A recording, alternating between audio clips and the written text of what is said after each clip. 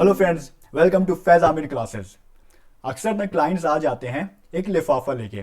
वो एक्चुअली में income tax की नोटिस रहती है और डरे सहमे हुए आ जाते हैं, सर अब क्या करने हैं। हम लोग पूछते हैं कि भाई ऐसा क्या क्यों कि इनकम टैक्स की नोटिस है। बोले, कुछ नहीं किए, कुछ भी नहीं किए सर, हम लोग तो अपना अपना कारोबार कर रहे हैं। फिर उनका बैंक स्टेटमेंट मंगवाते हैं तो देखते हैं भर भर के ट्रांजेक्शन रहते हैं, इधर ट्रांजेक्शन उधर, इधर बेच रहे हैं उधर माल खरीद रहे हैं, खूब करते हैं। तो फिर इनकम टैक्स की नोटिस आ जाती है, फिर परेशान हो जाते हैं।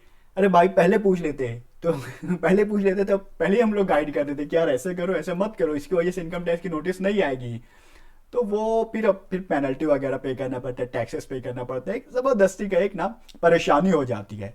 तो उसके लिए ना आज ना हम कुछ डिस्कशन कर लेते हैं कि कौन सी ऐसी चीज़ें हैं जिसकी वजह से इनकम टैक्स डिपार्टमेंट अट्रैक्ट हो जाता है। तो उन ट्रांजैक्शंस के बारे में आज हम बात करते हैं। हाई वैल्यू ट्रांजैक्शंस, ऐसे कुछ ट्रांजैक्शंस रहते हैं जो काफ़ी कीमती होते हैं और जो इनकम टैक्स डिपार्टमेंट में ना जो फ्लैग होता है ना, बस समझ लीजिए कि उसको इनेबल कर देते हैं। बहुत सारी मर्तबा इनकम टैक्स डिपार्टमेंट की तरफ से बैंक्स को ये हिदायत दे दी जाती है कि अगर सेविंग अकाउंट में या करंट अकाउंट में या ऐसा ऐसा ट्रांजैक्शन होता है या इतने वैल्यूज का ट्रांजैक्शन होता है तो आपको बहरहाल इनकम टैक्स डिपार्टमेंट में इसकी रिपोर्ट सबमिट करनी होती है। पहले ये सारे काम मैनुअल ही होते थे, लेकिन अब सॉफ्टवेयर इतने ज़्यादा अपडेटेड हो चुके हैं।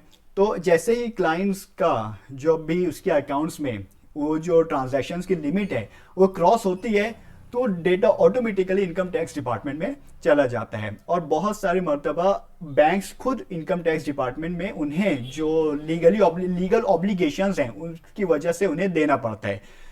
तो इसका जो सोल्यूशन होता है ना वो ये कि अगर आपने आपने ऐसा ट्रांजेक्शन्स किए हैं तो आपको इनकम टैक्स रिटर्न फाइल करना ज़रूरी है और आगे बढ़ के खुद इनकम टैक्स डिपार्टमेंट को बताना ज़रूरी है कि देखिए हमने ऐसे ऐसा ट्रांजैक्शन कर रखा है और इतना टैक्स बनता है, इतना हमने पे कर दिया है। अगर आप इनकम टैक्स रिटर्न नहीं फाइल करते हो और वो ट्रांजैक्शंस वहां पर एनेबल हो जाते हैं तो फिर नोटिस आती है कि आपके इतना ट्रांजैक्शंस आपने इनकम टैक्स रिटर्न क्यों नहीं फाइल किया है। और इसकी वजह से इनके इनकम स्केपिंग असेसमेंट लग जाता है जिसमें 200% ऑफ पेनल्टी लग जाती है और नॉन ऑडिट केसेस में अलग अलग। अभी एक केस ऐसा हुआ कि एक बंदा मेरे पास आया रिटर्न फाइल करने के लिए। मैंने उससे कहा भाई तू तेरा बैंक स्टेटमेंट लेके आ। सर कुछ नहीं है, कुछ नहीं, मेरे बैंक में ज़्यादा किया ही नहीं हूँ। बोला तू लेके आ। वो जब लेके आया तो उसका 1 करोड़ के ऊपर टर्नओवर था। 1 करोड़ के ऊपर जब टर्नओवर होता है तो ऑडिट कंपलसरी हो जाता है। अगर बंदा ऑडिट ना कराए तो उसको वैसे ही 1.5 लाख की पेनल्टी लग जाएगी। मैंने 1.5 लाख की पेनल्टी उसको वो तब लगती है या फिर उसका टर्नओवर का 5% जो भी मिनिमम रहेगा उसने उसको पेनल्टी लगती है। उसके बाद फिर इनकम स्केपिंग का असेसमेंट लगता है, उसमें 200% पेनल्टी अलग लगती है। तो ऐसे अच्छा खासा निकल जाता है। इसलिए बेहतर यह है इन ट्रांजैक्शन को भी समझ लिया जाए और इनकम टैक्स रिटर्न फाइल करने पर तवज्जो दी जाए। सबसे पहले कैश डिपॉजिट, अगर आप अपने फिक्स्ड डिपॉजिट में अगर आप कैश डिपॉजिट करते हो और वो एक फिनेंशियल ईयर में 10 लाख से एक्सीड कर जाता है तो रिपोर्ट चली जाएगी हमारे इनकम टैक्स डिपार्टमेंट में। अगर आप सेविंग अकाउंट है आपका और सेविंग अकाउंट में आप इन्वेस्टमेंट करते हो, यानी इन्वेस्ट करते डिपॉजिट करते जा रहे हो सेविंग अकाउंट में, मतलब 1 लाख डिपॉजिट करे फिर कहीं से पेमेंट कर दिए, फिर 2 लाख और कर दिए, 2.5 लाख और कर दिए, इस तरह पूरे फाइनेंशियल ईयर में जब वो 10 लाख एक्सीड कर जाता है तो रिपोर्ट बैंक्स को लीगली ऑब्लिग जो है कि रिपोर्ट सबमिट करे इनकम टैक्स डिपार्टमेंट में। तो सेविंग अकाउंट में जब 10 लाख से ऊपर आपका ट्रांजैक्शन हो जाएगा तब भी रिपोर्ट जो है इनकम टैक्स डिपार्टमेंट में चली जाएगी। उसके अलावा अगर आपने क्रेडिट कार्ड ले रखा है और क्रेडिट कार्ड का आपने पेमेंट किया है 1 लाख के ऊपर, ये सारी जो है ना लिमिट्स, ये जो डिस्क्लोज्ड हैं ऑलरेडी कि यार ये ऐसा ऐसा है, वो मैं आपको बता रहा हूँ कि अगर आपने क्रेडिट कार्ड का पेमेंट 1 लाख के ऊपर कर रखा है तो भी वो रिपोर्ट इनकम टैक्स डिपार्टमेंट में चली जाएगी। या फिर आपने क्रेडिट कार्ड से 1 लाख के ऊपर तो पेमेंट नहीं किया लेकिन पूरे साल में आपने 10 लाख के ऊपर पेमेंट कर दिया है पूरे फिनेंशियल ईयर में, तो भी वो रिपोर्ट इनकम टैक्स डिपार्टमेंट में चली जाएगी।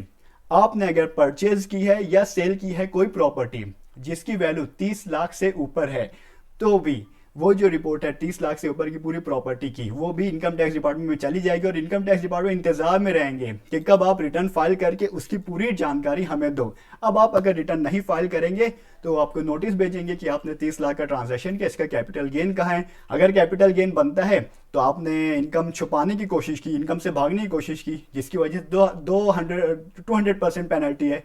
तो जितना टैक्स है उसके ऊपर और उतना टैक्स पे करना है आपको। Sale of foreign currency and indulging expenses of foreign expenses. Foreign currency भी है तो इसमें तो कम ही लोग इन्वॉल्व रहते हैं, ज़्यादा लोग इन्वॉल्व नहीं रहते हैं। अगर आप फॉरेन करेंसी में कुछ भी सेलिंग परचेजिंग करते हो फॉरेन करेंसी के वजह से, तो भी इसकी रिपोर्ट इनकम टैक्स डिपार्टमेंट को चली जाएगी। और करंट अकाउंट है अगर आपका और आपने उस करंट अकाउंट में 50 लाख से ज़्यादा का ट्रांजैक्शन किया हुआ है, तो भी आपके लिए ज़रूरी है कि आप इनकम टैक्स रिटर्न फाइल करके इनकम टैक्स डिपार्टमेंट को खुद से बता दें अपने पूरी बिजनेस की डिटेल्स की, देखिए हमने ऐसा ऐसा ट्रांजैक्शन कर रखा है, आप चेक कर लीजिए, इतना टैक्स होता था हमने पे कर दिया। या फिर अगर आप बेसिक एग्जम्पशन लिमिट से कम है तो टैक्स भी पे करने की ज़रूरत नहीं है। इसके अलावा एक और है मामला, जब जीएसटी डिपार्टमेंट वाले आपको नोटिस भेजेंगे इनकम टैक्स डिपार्टमेंट से बचेंगे तो जीएसटी वाले भी आगे जा जाएंगे। वो कब होता है कि जब आपके अकाउंट में जो ट्रांजैक्शन होते हैं ना करंट अकाउंट में 40 लाख से ऊपर हो जाता है, क्योंकि जीएसटी एक्ट में लिखा हुआ है कि अगर 40 लाख क्रॉस करती है लिमिट, अगर सेल लिमिट जो है हमारी 40 लाख से क्रॉस कर ले जाती है और वो एग्जाम प्रोडक्ट नहीं है, तो आपके लिए जीएसटी में रजिस्ट्रेशन लेना जरूरी है विद इन 1 मंथ। और आपने 1 महीने के अंदर जीएसटी में रजिस्ट्रेशन नहीं लिया है तो फिर वही नोटिस पेनल्टी वगैरह तो जीएसटी की तरफ से भी ये आ जाती है।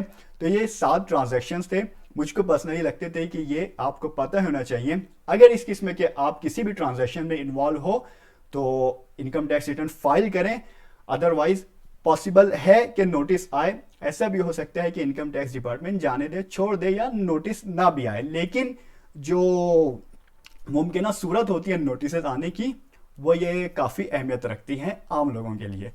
खुदा हाफिज़।